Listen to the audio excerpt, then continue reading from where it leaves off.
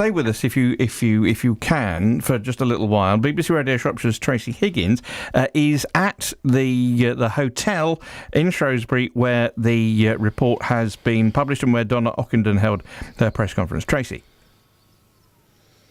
Yes, good morning, Jim. Yes, the address has just finished, and with me is the Reverend Charlotte Cheshire, who is from Newport. Now, Charlotte's Canadian by birth, and her son Adam was born on March the 25th in 2011 with Group B meningitis, and she believes the care that she received leading up to his birth and directly afterwards contributed to the outcome. He has hearing and visual impairments, is autistic, has asthma and a development age of 3 or 4, a complex of disabilities, and will never live independently. Thanks so much for joining us this morning. You're welcome. You listened to what Donna had to say. What's your sort of like initial reaction to what you heard this morning?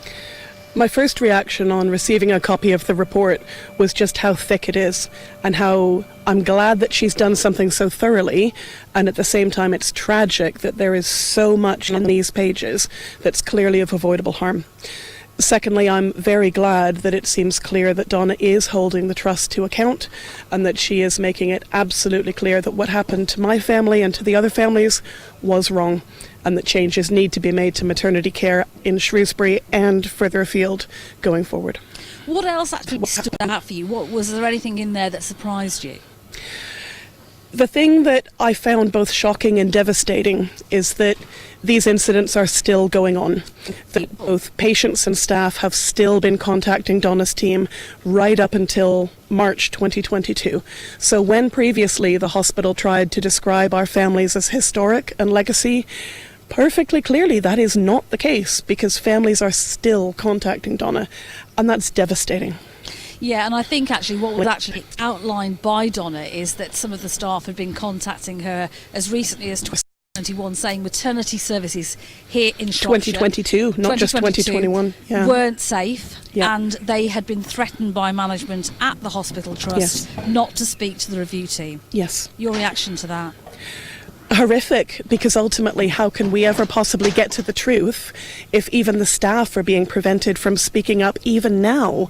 As terrible as it was for the staff to be prevented in years gone by, the fact that they're still being prevented gives me the impression that the hospital just don't want to learn, and that's appalling. So where do we go from here, and what has to happen? Donna was talking about putting a maternity strategy in, wasn't she? Yes, she was. Donna has outlined this morning 60 actions that the hospital trust have to take, and there will be further actions rolled out to maternity care units across England.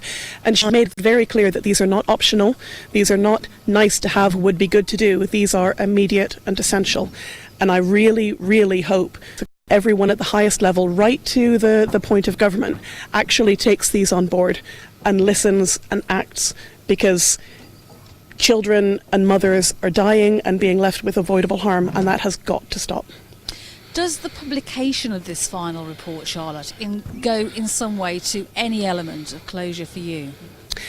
There's nothing that can ever undo what happened to me or to my son, because he has clearly been left with multiple complex disabilities. My life has been changed forever, his life has been changed forever, and there's also the element that because my husband died, he will never know the outcome of this report. So in some senses, no. But in other senses, I'm very glad that there is finally a voice for families through Donna, and that things should be changing in the future. Does it make it okay? No. Does it undo the damage? No. But it's much better to have some answers now and some actions going forward than for us never to have had that. And finally, do you think that this trust has the capability and the willingness to change? Oh, honestly, I don't know. I hope they do. I hope that this report will be enough to force change. But sadly, up until now, I haven't seen evidence that they're going to. And I hope that they will. But if members of staff are still feeling threatened to come forward, even now, I don't know if they're going to change. Charlotte, thank you very much indeed You're for welcome. joining me. That's the Reverend Charlotte Cheshire. BBC Radio Shropshire